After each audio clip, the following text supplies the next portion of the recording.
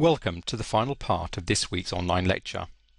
In part 6 we will be discussing the symmetries of group vibrations and the symbols used to denote irreducible representations.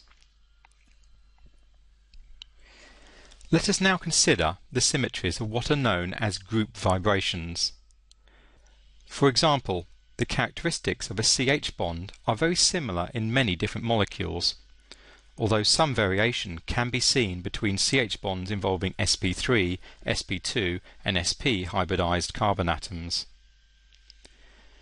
In particular, certain regions of the infrared spectrum are characteristic of particular types of CH bond.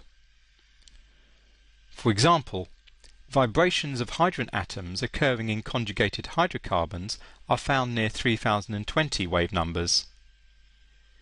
If there are several such hydrogen atoms in the same molecule, then their vibrations can be in phase or out of phase with each other, and the resulting molecular vibrations have different frequencies.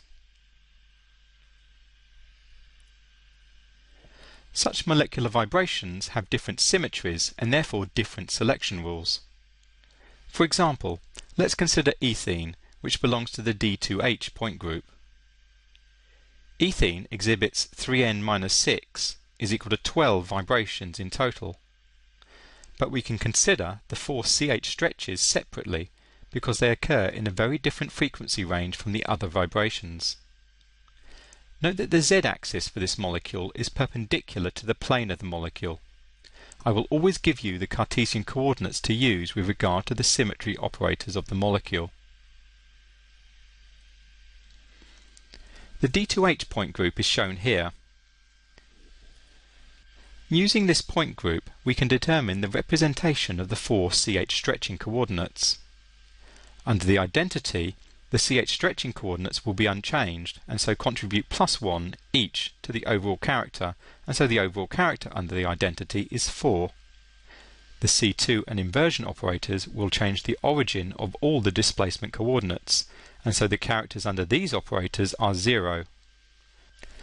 Under sigma xy, which is the mirror plane within the plane of the molecule itself, all the CH stretching coordinates will be unchanged and so contribute +1 to the character, and so the overall character under this mirror plane is 4.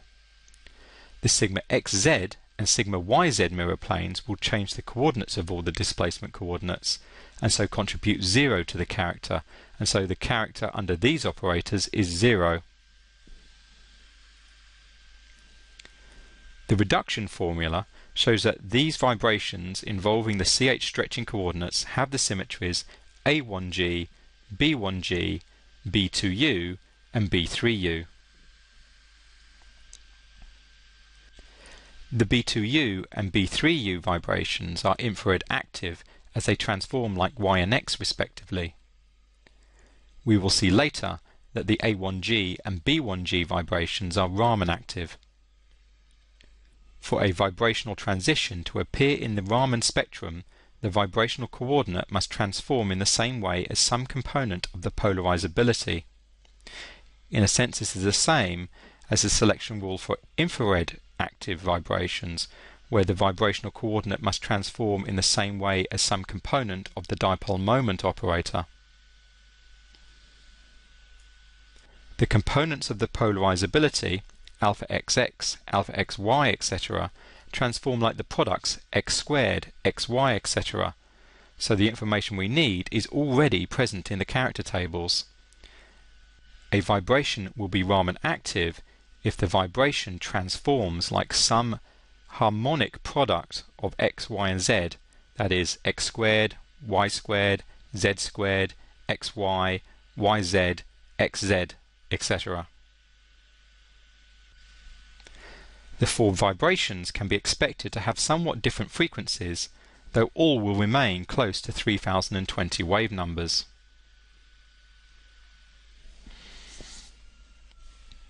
Application of the projection formula reveals the following normal modes. The A1G vibration looks like this. The B1G vibration looks like this. The B2U vibration looks like this. And the B3U vibration looks like this. It is clear from the form of the vibrations why these vibrations are either infrared active or inactive.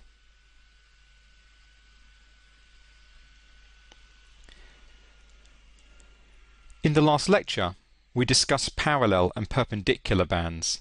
It can frequently be difficult to determine whether a band is parallel or perpendicular. However, the symmetry of the vibration identifies this immediately. A parallel band is one in which there is a change in the dipole moment parallel to the principal axis, that is, the z-axis. The symmetric stretch and the bending mode in water are both parallel vibrations, as the dipole moment changes parallel to the principal axis. So we can identify these immediately from the symmetry of the vibration. If the vibration transforms like z, then it will be a parallel vibration. A perpendicular band is one in which there is a change in the dipole moment perpendicular to the principal axis. The asymmetric stretch in water is a perpendicular vibration, as during the vibration the dipole moment changes perpendicular to the principal axis as shown.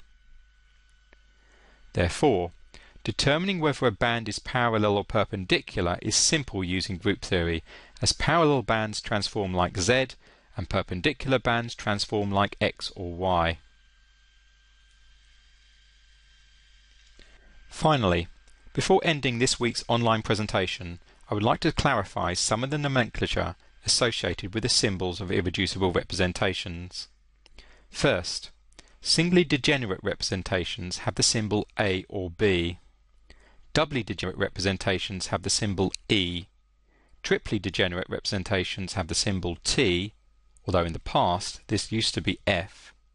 And quadruply degenerate representations have the symbol G. For one-dimensional representations, the symbol is either A or B. It is A if it is symmetric, i.e. the character is 1 with respect to rotation about the principal axis, and it is B if it is antisymmetric, that is, the character is -1 with respect to rotation about the principal axis. The subscript attached to A or B can be either 1 or 2. It is 1 if it is symmetric, that is, the character is 1 with respect to the C2 axes perpendicular to the principal axis, or if absent with respect to the sigma v mirror planes. And it is 2 if it is antisymmetric, that is, the character is -1 with respect to the C2 axes perpendicular to the principal axis, or if absent with respect to the sigma v mirror planes. The primes are determined in the following manner. The representation has a single prime if it is symmetric, that is, the character is 1 with respect to sigma h when the inversion operator is absent.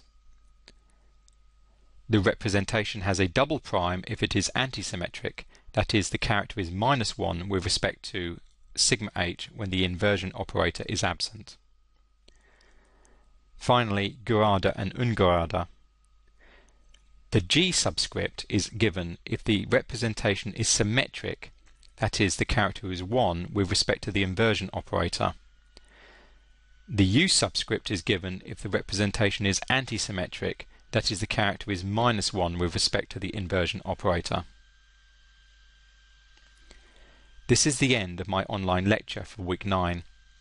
Thanks for listening.